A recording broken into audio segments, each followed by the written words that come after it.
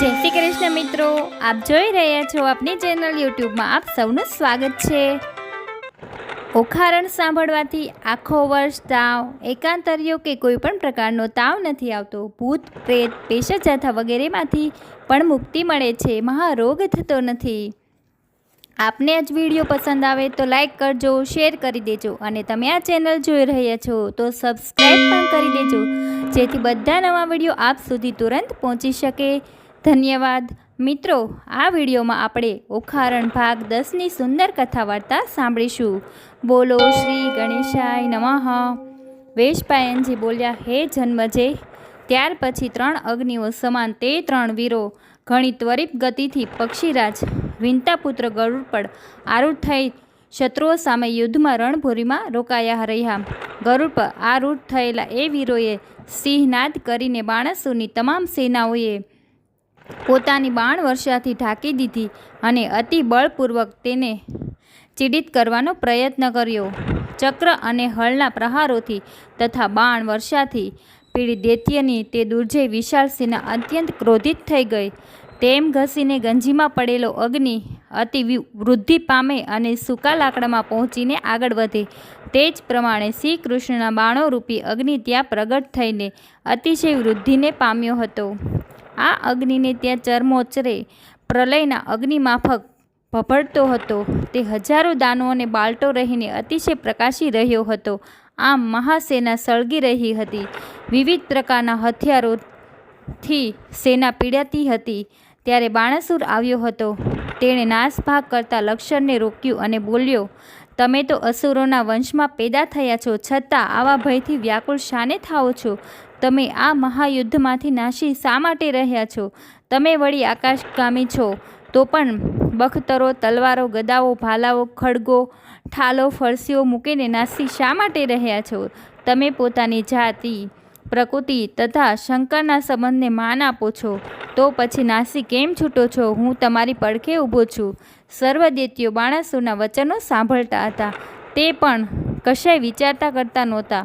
ભયગ્રસ્ત થઈને તેઓની નાસભાગ ચાલુ રહી। માત્ર શંકરના પ્રથમ ગણો જ તે સૈન્યમાં રહી ગયા હતા અને ઊભા હતા, બાકીનું સૈન્ય લડવા ઈચ્છતું ન હતું।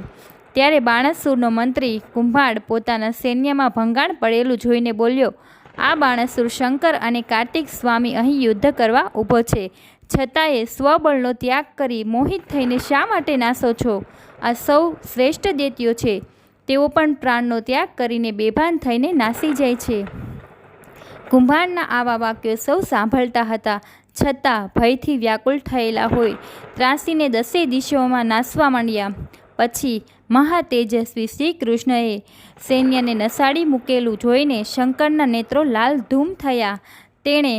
તેમણે યુદ્ધની તૈયારી કરી।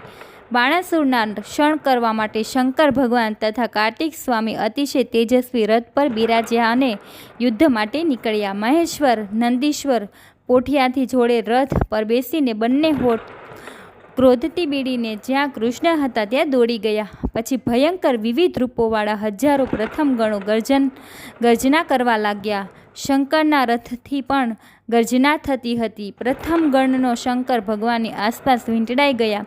તે બધા સિંહ, વાઘ, હાથી, ઘેટા, ઘોડા, ગધેડા, બકરા, બિલાડા, ઊંટના મોઢાવાળા હતા। કેટલાકે સર્પોને યથોપાયન તરીકે ધારણ કર્યા હતા। કેટલાક શિખાધારી ચીર વસ્ત્રોધારી જટાધારી હતા। કેટલાક શંખો દુંદુબીઓના અવાજોથી ડરીને ઢળી પડતા હતા। કેટલાક દિવ્યાસ્ત્રોથી સુભૂષિત મુગુટોથી શોભતા હતા। કેટલાક વિકરાળ વામન વિકરાળ હતા। તે અનેક પ્રકારની ચેષ્ટા પણ કરતા હતા। પરિણામે શ્રી કૃષ્ણ પણ ક્રોધિત થયા। તેમણે ઉત્તમ પર્જન્ય શસ્ત્ર ધારણ કર્યું હતું। ધરતી ડગમગવા લાગી હતી। નાગો પણ પીડા પામવા લાગ્યા। જળધારાથી ભીંજાયેલા પર્વતો પણ પડવા લાગ્યા હતા। તે સમયે શ્રી કૃષ્ણ શંકરનો મેળાપ થતાં સર્વ દિશાઓના ખૂણા, આકાશ, પૃથ્વી વગેરે સળગી ઉઠ્યા હોય તેવા દેખાતા હતા।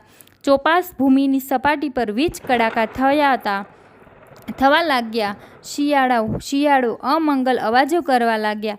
આકાશમાં ભયંકર ગર્જન થતી હતી અને લોહી રસતું હતું। જોરભેર પવન ફૂંકાઈ રહ્યો હતો. જ્યોતિ ઔષધિઓ નિસ્તેજ હતી. આકાશમાં પક્ષીઓ ઘૂમી શકે તેમ ન હતા. એ વેળા શંકરને મોહપાશમાં જાણીને સર્વ દેવોથી વીંટળાયેલા બ્રહ્મા રુદ્ર પાસે આવ્યા. ગંધર્વો, અપ્સરાઓ, યક્ષો, વિદ્યાધરો અને સિદ્ધોચારણોના ટોળા યુદ્ધ નિહાળતા હતા. શ્રી હરિએ અર્જન્ય શસ્ત્ર રુદ્ર તરફ છોડ્યું ત્યારે તે શસ્ત્ર બલટું બલટું જે રથમાં રુદ્ર વિરાજમાન હતા તે તરફ જવા લાગ્યું અને તે અસ્ત્રમાંથી હજારો તપેલા પર્વવાળા બાણો શંકરની તરફ માર્ગમાં પડવા લાગ્યા. પછી શસ્ત્ર વિદ્યાનોમાં કુશળ રુદ્રે ગુસ્સે થઈને ભયંકર અગ્નિ શસ્ત્ર છોડ્યું જે અદ્ભુત હતું. તે શસ્ત્રથી શ્રી કૃષ્ણ વગેરે ચારે જણાના શરીરો જાણે કે વિંધાઈ ગયા હોય તેવા થયા હતા. તેઓ બાણથી ઢંકાઈ ગયા હોય દેખાતા નહોતા. સર્વ ઉત્તમ અસુરો સિંહનાદ કરવા લાગ્યા. તેમણે માન્યું હતું કે આ શસ્ત્રથી શ્રી કૃષ્ણ માર્યા ગયા છે. પછી શ્રી કૃષ્ણએ આજને અસ્ત્રના તેજને સહન કર્યા. પછી વરુણાસ્ત્ર ધારણ કર્યું હતું અને તેમણે જ્યારે તે અસ્ત્રનો પ્રયોગ કર્યો ત્યારે તે વરુણાસ્ત્રના તેજથી અગ્નેયાસ્ત્ર અતિ શાંત થયું. આમ તે અગ્નિયાસ્ત્રનો અતિ શાંત થવું આમ તે અગ્નિયાસ્ત્રને કેશવે નાશ કર્યો હતો. ત્યારે શંકરે પિશાચ, રાક્ષસ, રુદ્ર તથા અગિરસના ચારેય શસ્ત્રો છોડ્યા. ચારેય શસ્ત્રનું મારણ કરવા માટે તે વડે શંકરના ચારેય શાસ્ત્રોનું મારણ કરીને શ્રી કૃષ્ણે અંતક જેવું વૈષ્ણવ અસ્ત્ર છોડ્યું. આ શસ્ત્રનો પ્રયોગ કરાયો ત્યારે સર્વશ્રેષ્ઠ અસુરો, ભૂપતો, યક્ષોના ગણો તથા બાણાસુરનું આખું સૈન્ય સર્વ દિશાઓમાં નાસી છૂટ્યું.